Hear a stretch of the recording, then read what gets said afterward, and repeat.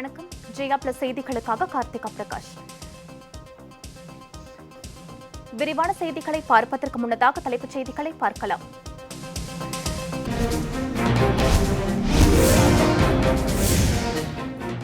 தமிழகம் உள்ளிட்ட கொரோனா தொற்று அதிகமுள்ள 10 மாநில முதலமைச்சர்களுடன் பிரதமர் ஆலோசனை. பாதுகாப்புத்துறை அமைச்சர் ராஜ்நாத் சிங் உள்ளிட்டோர் பங்கேற்பு.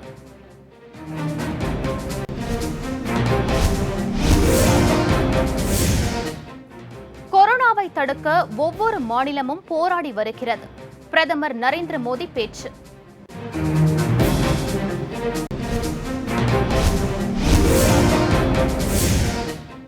பெற்றோர்களின் சொத்துக்களில் பெண் பிள்ளைகளுக்கும் சம பங்கு. உச்ச நீதிமன்றம் தீர்ப்பு.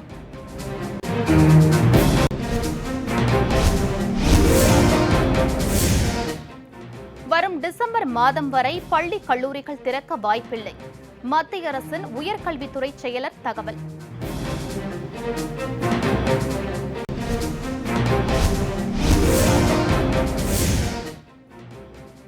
இந்திய கொரோனா தடுப்பு ஊசிகளை மனிதர்களுக்கு செலுத்தி பரிசோதனை. இந்த வாரத்தில் நடத்த ரஷ்யா அனுமதி.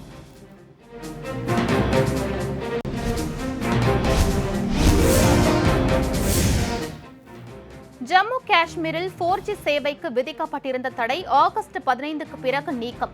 பரிசோதனை அடிப்படையில் 2 மாவட்டங்களில் அனுமதி.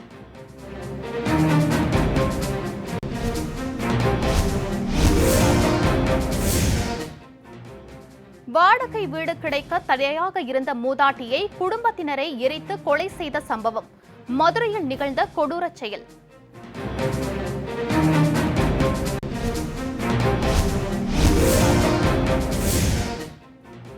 மூணாறு நிலச்சரிவில் உயிரிழந்த தூத்துக்குடி மாவட்டத்தைச் சேர்ந்த தொழிலாளர் குடும்பங்களுக்கு தமிழக அரசு உடனடியாக இழப்பீடு வழங்க வேண்டும். கழக பொதுச் செயலாளர் டிடிவி தினகரன் வலியுறுத்தல்.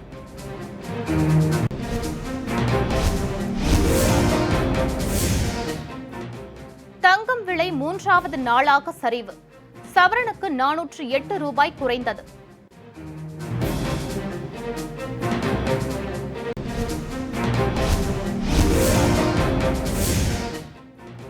கர்நாடக மாநிலத்தில் இருந்து திறக்கப்படும் உபரி நீரால் மேட்டூர் அணைக்கு நீர்வரத்து தொடர்ந்து அதிகரிப்பு.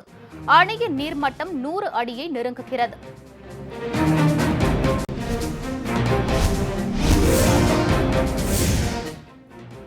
மேற்கு தொடர்ச்சி மலையை ஒட்டிய மாவட்டங்களில் மழைக்கு வாய்ப்பு. சென்னை வானிலை ஆய்வு மையம் தகவல்.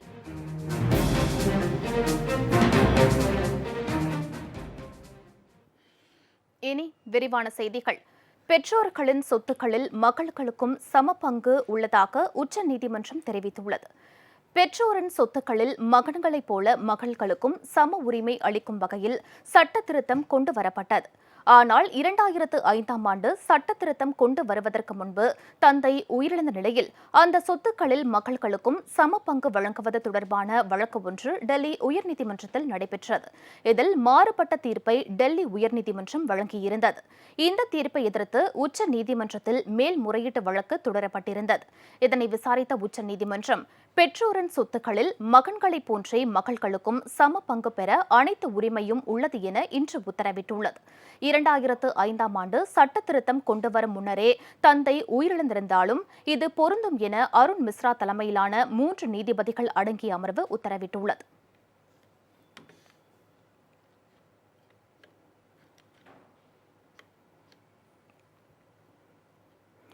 கேரள மாநிலம் மூணாறு நிலச்சரிவில் சிக்கி உயிரிழந்த தூத்துக்குடி மாவட்டம் கயத்தாறு பகுதியைச் சேர்ந்தவர்களின் குடும்பத்தினருக்கு தூத்துக்குடி மாவட்ட அம்மா மக்கள் முன்னேற்றக் கழக நிர்வாகிகள் நேரில் சந்தித்து ஆறுதல் கூறினர். கேரள மாநிலம் மூணாற்றில் ஏற்பட்ட நிலச்சரிவில் தூத்துக்குடி மாவட்டம் கயத்தாறு பாரதி நகரைச் சேர்ந்த தோட்ட தொழிலாளர்கள் 24 பேர் உயிரிழந்தனர். தோட்ட தொழிலாளர்கள் 24 பேரின் குடும்பத்தினரை அமமுக தேர்தல் பிரிவு செயலாளரும் கயத்தாறு ஊராட்சி ஒன்றிய குழு தலைவருமான திரு எஸ்பி மாணிக்கராஜா நேரில் சந்தித்து ஆறுதல் கூறினார். உயிரிழந்தோரின் உருவப்படத்துக்கு திரு மாணிக்கராஜா மற்றும் நிர்வாகிகள் மாலை அணிவித்தும் மலர் தூவியும் அஞ்சலி செலுத்தினர். தூத்துக்குடி வடக்கு மாவட்ட கழக செயலாளர் திரு மா சிவபெருமாள், கயத்தாறு மேற்கு ஒன்றிய செயலாளர் திரு கணபதி பாண்டியன், தூத்துக்குடி மேற்கு ஒன்றிய செயலாளர் திரு இசக்கிமுத்து, கயத்தாறு நகர செயலாளர் திரு சுப்பிரமணியன், ஒன்றிய கவுன்சிலர்கள் திரு வெயிலுமுத்து பாண்டியன், திரு கோட்டூர் சாமி, அம்மா தொழிற்சங்க பேரவை மாவட்ட செயலாளர் திரு உடையார் பாண்டி உள்ளிட்டோரும் அஞ்சலி செலுத்தினர்.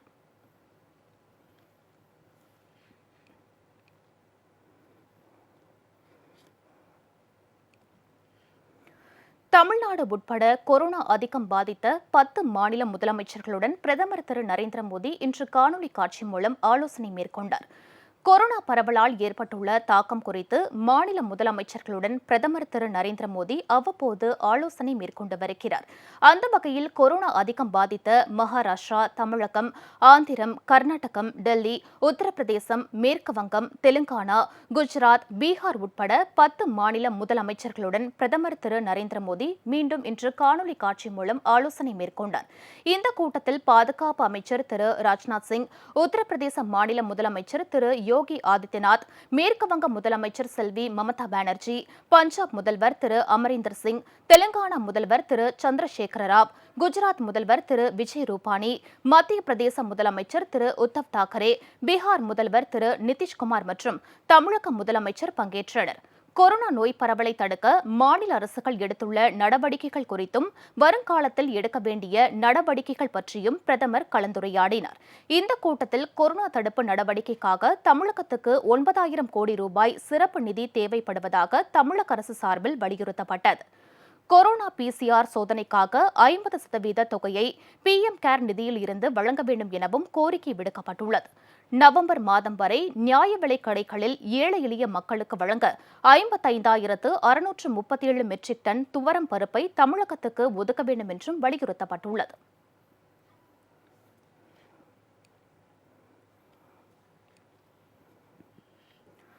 பழம்பெரும் பாடலாசிரியரும் தமிழ் அறிஞருமான திரு P.K. முத்துசாமி உடல்நலக்குறைவால் காலமானார். அவருக்கு வயது 100. வெண்பா கவிஞர் என போற்றப்படும் திரு P.K. முத்துசாமி கடந்த 1958 வெளியான தை பிறந்தால் வழி பிறக்கும் என்ற திரைப்படத்தில் மண்ணுக்கு மரம் பாரமா, மரத்துக்கு இலை பாரமா என்ற பாடல் மூலம் பட்டி தொட்டி எங்கும் புகழ் பெற்றார். ஏராளமான வெண்பா நூல்கள், கவிதை தொகுப்புகளையும் திரு P.K. முத்துசாமி இயற்றியுள்ளார்.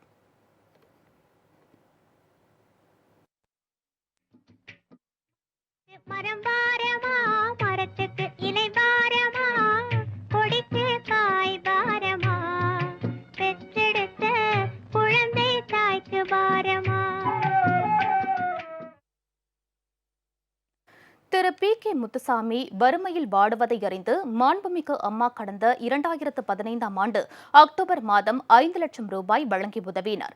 இந்த தொகையை வங்கியில் டெபாசிட் செய்து அதில் கிடைக்கும் வட்டி மற்றும் முதியோர் ஓய்வூதியத்தை கொண்டு திரு P.K. முத்துசாமி வாழ்ந்து வந்தார். இந்நிலையில் வயது மூப்பு மற்றும் உடல்நலக்குறைவால் அவதிப்பட்டு வந்த திரு P.K. முத்துசாமி இன்று உயிரிழந்தார். அவரது மறைவுக்கு திரைத்துறையினர் இரங்கல் தெரிவித்து வருகின்றனர்.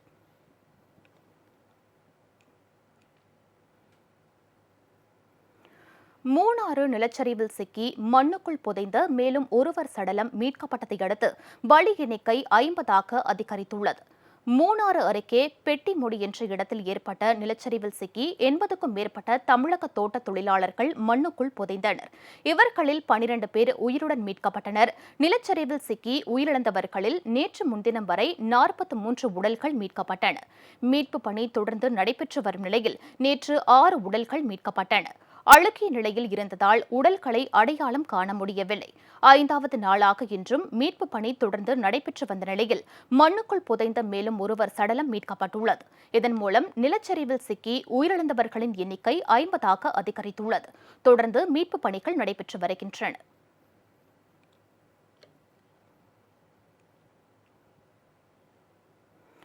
சென்னையில் கொரோனா பாதிப்பால் இன்று மேலும் 21 பேர் உயிரிழந்துள்ளனர். சென்னையில் கொரோனா தொற்றின் தாக்கம் குறைந்து வந்தாலும் உயிரிழப்பு தொடர்ந்து அதிகரித்து வருவது பொதுமக்களை அச்சத்தில் ஆழ்த்தியுள்ளது. சென்னையில் இன்று மேலும் 21 பேர் கொரோனாவால் உயிரிழந்துள்ளனர். ராஜீவ்காந்தி அரசு மருத்துவமனையில் 12 பேரும், ஓமந்தூரார் மருத்துவமனையில் 3 பேரும் இறந்துள்ளனர். கீழ்ப்பாக்கம் அரசு மருத்துவமனையில் 2 பேரும், ஸ்டான்லி மருத்துவமனையில் 3 பேரும், தனியார் மருத்துவமனையிலும் ஒருவரும் உயிரிழந்துள்ளனர்.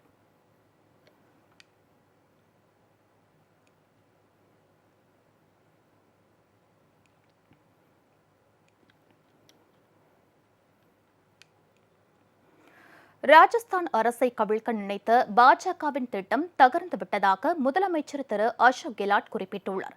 காங்கிரஸ் எம்எல்ஏக்கள் அனைவரும் ஒற்றுமையாக இருப்பதாகவும் அவர் தெரிவித்துள்ளார். ராஜஸ்தான் மாநிலத்தில் முதலமைச்சர் திரு அசோக் கெலாட்டிற்கு எதிராக துணை முதலமைச்சராக இருந்த திரு சச்சின் பைலட் தனது ஆதரவாளர்கள் 18 பேருடன் போர்க்கொடி உயர்த்தினார். இதனால் காங்கிரஸ் தலைமையிலான கூட்டணி ஆட்சி சிக்கலில் தவித்து வந்தது. இப்பிரச்சினை ஓரளவுக்கு முடிவுக்கு வந்த நிலையில் காங்கிரஸ் அரசு தப்பியது. இந்நிலையில் இன்று செய்தியாளர்களிடம் பேசிய முதலமைச்சர் திரு அசோக் கெலாட் கட்சியில் அமைதியும் சகோதரத்துவமும் ஏற்பட்டதாகவும் குறைகளை தீர்க்க 3 உறுப்பினர்களை கொண்ட குழு அமைக்கப்பட்டுள்ளதாகவும் கூறினார். அரசை கவிழ்க்க பாஜக மேற்கொண்ட முயற்சி தோல்வியடைந்ததாகவும் அவர் குறிப்பிட்டுள்ளார். காங்கிரஸ் கட்சி எம்எல்ஏக்கள் அனைவரும் ஒன்றாக உள்ளனர் என்றும் ஒருவர் கூட தங்களை விட்டு விலகவில்லை எனவும் முதலமைச்சர் திரு அசோக் கெலாட் தெரிவித்துள்ளார்.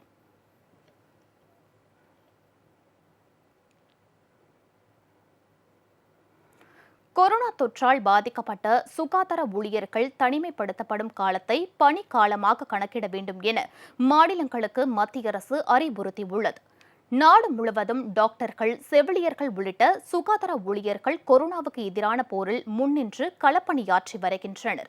நோயாளிகளுக்கு சிகிச்சை அளிக்கும் சுகாதார ஊழியர்களும் வைரஸ் தொற்றுக்கு ஆளாவது தொடர்கதையாக உள்ளது. அப்படி வைரஸ் தொற்றால் பாதிக்கப்படும் சுகாதார ஊழியர்கள் தனிமைப்படுத்தப்படுகிறார்கள். இந்த தனிமைப்படுத்தல் காலம் சுகாதார பணியாளர்களுக்கு விடுப்பாக கணக்கிடப்பட்டு வருகிறது. இந்நிலையில் கொரோனா தொற்றால் பாதிக்கப்பட்ட சுகாதார ஊழியர்கள் தனிமைப்படுத்தப்படும் காலத்தை அவர்களின் பணிக்காலமாக கணக்கிடும்படி மாநில அரசுகளுக்கு மத்திய அரசு அறிவுறுத்தியுள்ளது. இது தொடர்பாக மாநில அரசுகளும் மருத்துவமனை நிர்வாகங்களும் மத்திய சுகாதாரத்துறை அமைச்சகம் சுற்றறிக்கை அனுப்பியுள்ளது.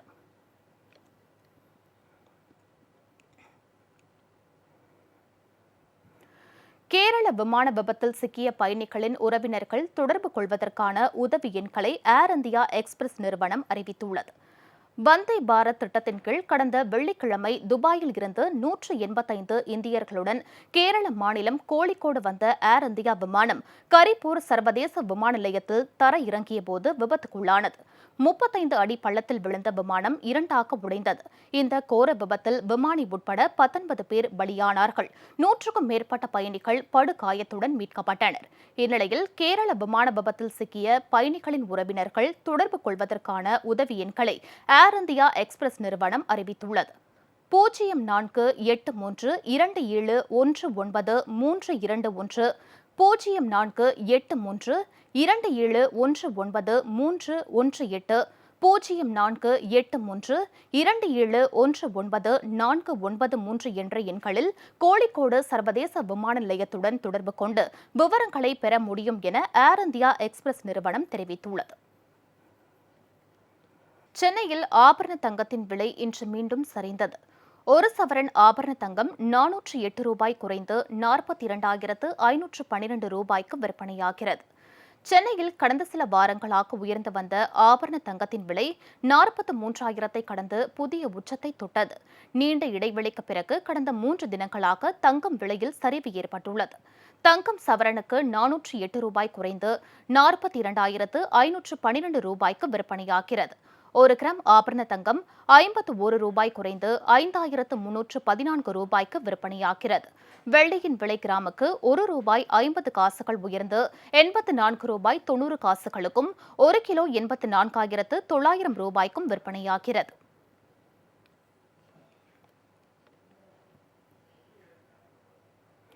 சென்னையில் உள்ள 2 சித்த மருத்துவ மையங்களில் சிகிச்சை பெற்று வந்த 3,572 கொரோனா நோயாளிகள் பூரண குணமடைந்து வீடு திரும்பியுள்ளனர். சென்னை மாநகராட்சி சார்பில் சாலிகிராமம் மற்றும் வியாசர்பாடியில் சித்த மருத்துவ சிகிச்சை மையம் அமைக்கப்பட்டு கொரோனா நோயாளிகளுக்கு சிகிச்சை அளிக்கப்பட்டு வருகிறது. சாலிகிராமத்தில் தனியார் கல்லூரியில் அமைக்கப்பட்டுள்ள சித்த மருத்துவ மையத்தில் 3,350 பேர் அனுமதிக்கப்பட்டு அதில் 2,885 பேர் பூரண குணமடைந்து வீடுகளுக்கு திரும்பினர். கடந்த 24 மணி நேரத்தில் 104 பேர் குணமடைந்து வீடுகளுக்கு திரும்பினர். தற்போது 316 ஆண்கள், 139 பெண்கள் உட்பட 465 பேர் சிகிச்சை பெற்று வருகின்றனர்.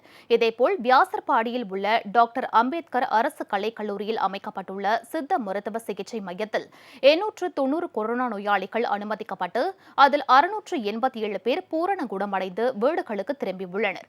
தற்போது 132 ஆண்கள், 71 பெண்கள், 4 குழந்தைகள் உட்பட 203 பேருக்கு சிகிச்சை அளிக்கப்பட்டு வருகிறது. தற்பொழுது 890 நோயாளிகள் அனுமதிக்கப்பட்டுள்ளனர். அதில் 680 நோயாளிகள் குணமடைந்து வீடு திரும்பியுள்ளனர்.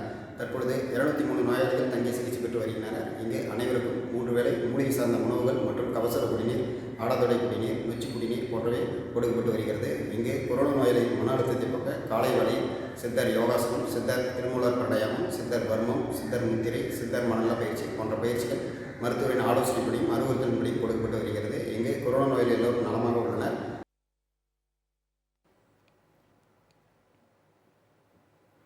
மேற்கு தொடர்ச்சி மலைப்பகுதியில் பலத்த மழை பெய்து வரும் நிலையில் நெல்லை மாவட்டத்தில் உள்ள பாபநாசம் அணையின் நீர்மட்டம் 100 அடியை எட்டியுள்ளது. நெல்லை மாவட்டத்தில் கடந்த சில தினங்களாக பலத்த மழை பெய்து வருகிறது.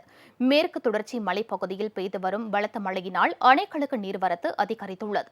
143 அடி கொள்ளளவு கொண்ட பாபநாசம் அணையின் நீர்மட்டம் தற்போது 100 அடியை கடந்துள்ளது. அணைக்கு வினாடிக்கு 3036.23 கன அடி தண்ணீர் வந்து கொண்டிருக்கிறது. இதேபோல் 156 அடி கொள்ளளவு கொண்ட சேர்வலாறு அணையில் நீர்மட்டம் இன்று காலையில் 130.90 அடியாக உயர்ந்தது. 118 அடி கொள்ளளவு கொண்ட மணிமுத்தாறு அணையின் நீர்மட்டம் 73.20 அடியாக உயர்ந்துள்ளது. இதேபோல் நம்பியாறு, வடக்கு பச்சையாறு, கொடுமுடியாறு ஆகிய அணைகளின் நீர்மட்டமும் வேகமாக அதிகரித்து வருகிறது. தென்காசி மாவட்டத்தில் பெய்து வரும் மழை காரணமாக ராமநதி, கருப்பா நதி, அடவி நயினார் கோவில் ஆகிய அணைகளுக்கு நீர்வரத்து அதிகரித்துள்ளது.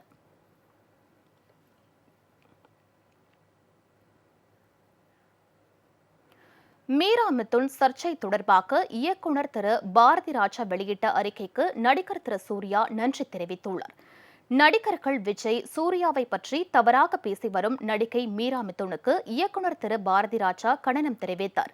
இந்நிலையில் பாரதி ராஜா நேற்று வெளியிட்ட அறிக்கைக்கு நன்றி தெரிவித்து ட்வீட் வெளியிட்டுள்ளார் சூர்யா. அதில் தனது தம்பி, தங்கைகளின் நேரமும் சக்தியும் ஆக்கப்பூர்வமான செயல்களுக்கு பயன்பட வேண்டும் என்பதே தன் விருப்பம் என்றும் பாரதி ராஜாவுக்கு தனது உளப்பூர்வமான நன்றிகளை தெரிவித்துள்ள சூர்யா, ரசிகர்கள் தங்களுடைய நேரத்தை சமூகம் பயன்பெறும் வகையில் செலவிடவும் கேட்டுக் கொண்டுள்ளார்.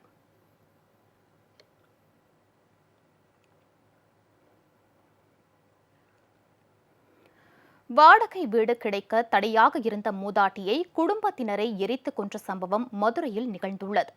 மதுரை திருமங்கலம் அருகே ஆற்று பகுதியில் இருந்து எரிந்த நிலையில் சடலம் ஒன்று கைப்பற்றப்பட்டது. எரித்து கொல்லப்பட்டவர் யார் என்பது குறித்து போலீசார் 3 தனிக்குழு அமைத்து விசாரணை மேற்கொண்டனர். விசாரணையில் எரித்து கொல்லப்பட்டவர் விருதுநகரைச் சேர்ந்த கருப்பாயி அம்மாள் என்பது தெரியவந்தது. கருப்பாயி மதுரை திருமங்கலத்தில் உள்ள தனது மகள் பழனியம்மாள் வீட்டில் வசித்து வந்துள்ளார். வீட்டு வாடகை கொடுக்க முடியாததாலும் கருப்பாயி அம்மாளின் உடல்நிலையில் மிகவும் மோசமடைந்ததாலும் வீட்டின் உரிமையாளர் வீட்டை காலி செய்யுமாறு பழனி அம்மாளிடம் கூறியுள்ளார். இதையடுத்து வாடகைக்கு வீடு தெரியபோது மூதாட்டியின் உடல்நிலை கருதி வீடு கொடுக்க உரிமையாளர்கள் முன்வரவில்லை. இதனால் விரக்தியடைந்த பழனி அம்மாள் மற்றும் அவரது குடும்பத்தினர் கருப்பாயி அம்மாளை கொலை செய்து உடலை எரித்தது விசாரணையில் தெரியவந்தது. இதையடுத்து பழனி அம்மாள் உட்பட 4 பேரை போலீசார் கைது செய்தனர். திருநெல்வேலி மாநகர் மாவட்ட வழக்கறிஞர் பிரிவைச் சேர்ந்த திரு பி மந்திரமூர்த்தி பாண்டியன் மறைவுக்கு அமமுக பொதுச் செயலாளர் திரு டிடிவி தினகரன் ஆழ்ந்த இரங்கல் தெரிவித்துள்ளார். கழக பொதுச் செயலாளர் திரு டிடிவி தினகரன் இன்று வெளியிட்டுள்ள இரங்கல் செய்தியில், திருநெல்வேலி மாநகர் மாவட்ட வழக்கறிஞர் பிரிவில் திறம்பட செயல்பட்டவரும் கழகத்தின் மீது மிகுந்த பற்று கொண்டவருமான பி மந்திரமூர்த்தி பாண்டியன் உடல்நலக் குறைவால் இயற்கை எய்தினார் என்ற செய்தி கேட்டு மிகுந்த வருத்தமுற்றதாக குறிப்பிட்டுள்ளார். பி மந்திரமூர்த்தி பாண்டியனை இழந்து வாடும் குடும்பத்தினருக்கு திரு டிடிவி தினகரன் ஆழ்ந்த இரங்கல் தெரிவித்துள்ளார். திரு டிடிவி தினகரன் வெளியிட்டுள்ள மற்றொரு இரங்கல் செய்தியில், திருவள்ளூர் கிழக்கு மாவட்டம் திருவொற்றியூர் மேற்கு பகுதிக்கு உட்பட்ட 4வது வட்டக்கழக செயலாளர் திரு பி செல்வத்தின் தாயார் திருமதி பி மங்களம்மாள் உடல்நலக்குறைவால் இயற்கை எய்தினார் என்ற செய்தி கேட்டு வருத்தமுற்றதாக குறிப்பிட்டுள்ளார். அன்னாரை இழந்து வாடும் குடும்பத்தினருக்கு திரு டிடிவி தினகரன் ஆழ்ந்த இரங்கல் தெரிவித்துள்ளார்.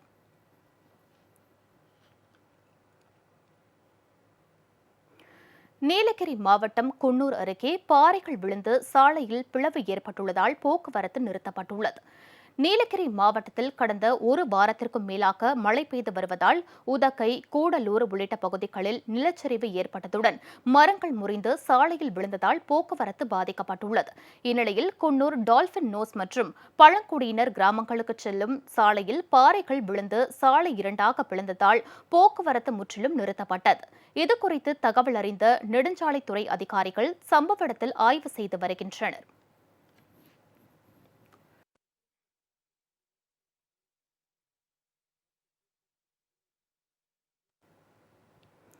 சென்னையில் கொரோனாவால் பாதிக்கப்பட்டவர்களில் அதிகபட்சமாக அம்பத்தூரில் 1619 பேர் மருத்துவமனைகளில் சிகிச்சை பெற்று வருவதாக மாநகராட்சி தெரிவித்துள்ளது. கடந்த ஒரு வார காலமாக சென்னையில் கொரோனா வைரஸால் பாதிக்கப்படுவோரின் எண்ணிக்கை குறைந்து வருவதாக கூறப்படுகிறது. மாநகராட்சி இன்று வெளியிட்டுள்ள தகவலின்படி 1,10,121 பேருக்கு கொரோனா தொற்று உறுதி செய்யப்பட்டுள்ளது. மருத்துவமனைகளில் 11,328 பேர் சிகிச்சை பெற்று வருவதாகவும் 96,466 பேர் சிகிச்சை முடிந்து வீடு திரும்பியுள்ளதாகவும் 2,327 பேர் உயிரிழந்துள்ளதாகவும் தெரிவிக்கப்பட்டுள்ளது. சென்னையில் மொத்தமுள்ள 15 மண்டலங்களில் அதிகபட்சமாக அம்பத்தூரில் 1619 பேர் கொரோனாவுக்கு சிகிச்சை பெற்று வருகின்றனர். கோடம்பாக்கம் மண்டலத்தில் 1433 பேருக்கும், அண்ணாநகர் மண்டலத்தில் 1214 பேருக்கும் சிகிச்சை அளிக்கப்பட்டு வருகிறது. அடையாற்றில் 839 பேரும், திருவிக நகரில் 737 பேரும், தேனாம்பேட்டையில் 713 பேரும் சிகிச்சை பெறுகின்றனர். வளசரவாக்கத்தில் 781 பேருக்கும், ராயபுரத்தில் 821 பேருக்கும், மாதவரத்தில் 519 பேருக்கும், தண்டையார்பேட்டை மண்டலத்தில் 664 பேருக்கும் சிகிச்சை அளிக்கப்பட்டு வருகிறது. ஆலந்தூரில் 548 பேரும், பெருங்குடியில் 485 பேரும், சோழிங்கநல்லூரில் 454 பேரும், திருவொற்றியூரில் 384 பேரும், மணலியில் 103 பேரும் கொரோனா பாதிப்பில் இருந்து மீள சிகிச்சை பெற்று வருகின்றனர்.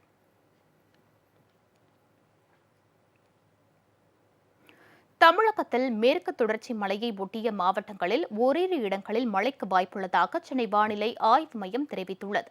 தமிழகத்தில் பரவலாக மழை பெய்து வரும் நிலையில் மேற்கு தொடர்ச்சி மலையை ஒட்டிய மாவட்டங்களில் அடுத்த 48 மணி நேரத்திற்கு ஓரிரு இடங்களில் லேசான மழை பெய்யக்கூடும் என வானிலை ஆய்வு மையம் தெரிவித்துள்ளது. புதுவை, காரைக்கால் பகுதிகளில் பெரும்பாலும் வறண்ட வானிலையே நிலவும் எனவும் தெரிவித்துள்ளது. சென்னை மற்றும் புறநகர் பகுதிகளில் அடுத்த 48 மணி நேரத்திற்கு வானம் ஓரளவு மேகமூட்டத்துடன் காணப்படும் என குறிப்பிட்டுள்ள சென்னை வானிலை ஆய்வு மையம், தென்மேற்கு, மத்திய மேற்கு அரபிக்கடல் பகுதிகளில் 50 முதல் 60 கிலோமீட்டர் வேகத்தில் பலத்த காற்று வீசக்கூடும் என்பதால் மீனவர்கள் கடலில் செல்ல வேண்டாம் என்றும் அறிவுறுத்தியுள்ளது.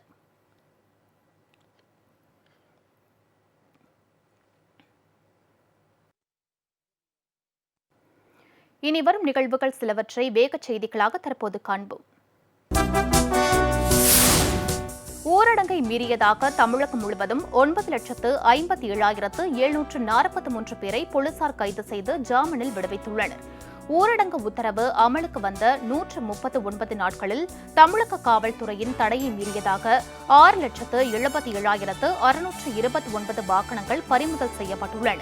8,67,158 வழக்குகள் பதிவு செய்யப்பட்டுள்ளன.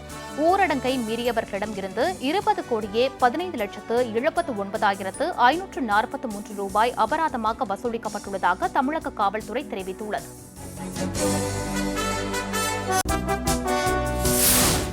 திருப்பூரில் மாற்றுக் கட்சியில் இருந்து விலகியவர்கள் அம்மா மக்கள் முன்னேற்றக் கழகத்தில் தங்களை இணைத்துக் கொண்டனர்.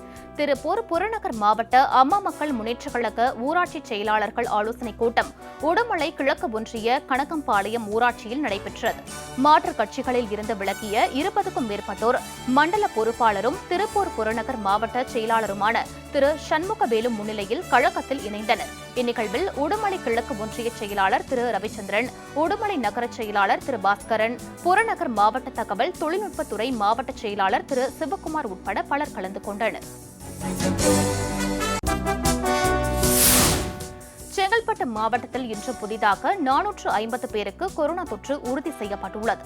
அம்மாவட்டத்தில் கொரோனா தொற்று அதிகரித்து வரும் நிலையில் நேற்றைய தினம் 483 பேருக்கு கொரோனா தொற்று உறுதி செய்யப்பட்டது. இன்று மேலும் 450 பேர் பாதிக்கப்பட்டதால் மொத்த பாதிப்பு எண்ணிக்கை 18,782 அதிகரித்துள்ளது. உயிரிழந்தவர்கள் எண்ணிக்கை 317 உள்ளது. 15,117 பேர் குணமடைந்து வீடு திரும்பிய நிலையில் 2,903 பேர் சிகிச்சை பெற்று வருகின்றனர்.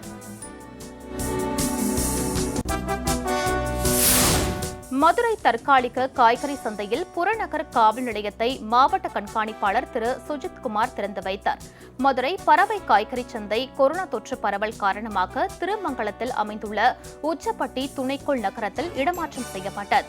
இங்கு திருட்டு சம்பவங்கள் அதிகரித்து வரும் நிலையில் வியாபாரிகள் பாதுகாப்புக்காக புறக்காவல் நிலையம் அமைக்கப்பட்டுள்ளது. மாவட்ட துணை கண்காணிப்பாளர் வினோதினி மற்றும் வியாபார சங்க நிர்வாகிகள் நிகழ்ச்சியில் கலந்து கொண்டனர்.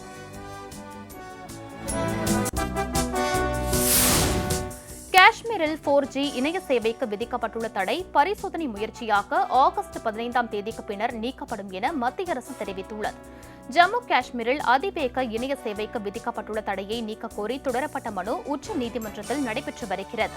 இந்த வழக்கு விசாரணைக்கு வந்தபோது மத்திய அரசு தரப்பில் ஆஜரான attorney general K Venugopal August 15ஆம் தேதிக்கு பின்னர் ஜம்மு மற்றும் காஷ்மீரில் தலா ஒரு மாவட்டங்களில் சோதனை முயற்சியாக 4G சேவைக்கு விதிக்கப்பட்ட தடை நீக்கப்படும் என கூறினார்.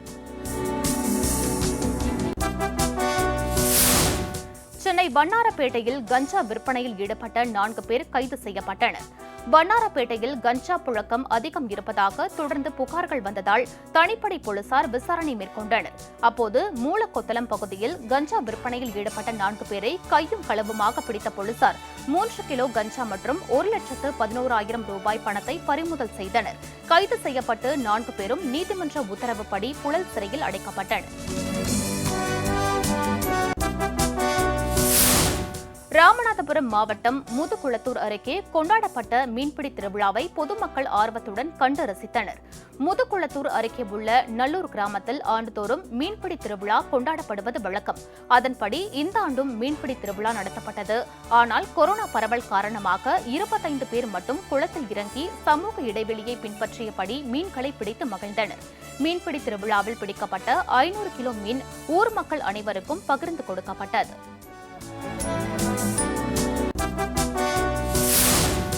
தூத்துக்குடி மாவட்டத்தில் கொரோனா தொற்றால் 14 வயது சிறுவன் உட்பட 3 பேர் சிகிச்சை பலனின்றி உயிரிழந்தனர். இதனால் மாவட்டத்தில் இதுவரை கொரோனா தொற்றால் உயிரிழந்தோர் எண்ணிக்கை 81 அதிகரித்துள்ளது. இதனிடையே இன்று புதிதாக 196 பேருக்கு கொரோனா தொற்று உறுதி செய்யப்பட்டதால் மாவட்டத்தில் மொத்த பாதிப்பு எண்ணிக்கை 9,357 அதிகரித்துள்ளது.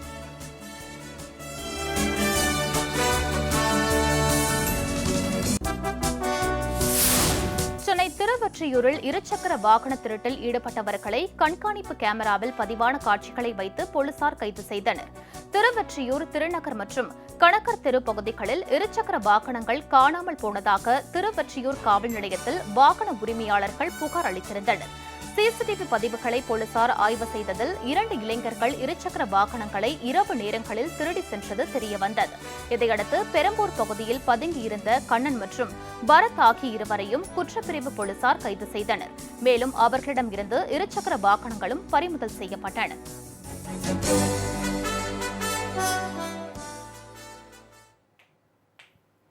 செய்திகள் நிறைவடைந்தன. அடுத்தடுத்த நிகழ்வுகளுக்கு தொடர்ந்து பாருங்கள் ஜெயா பிளஸ் செய்தி சேனலை.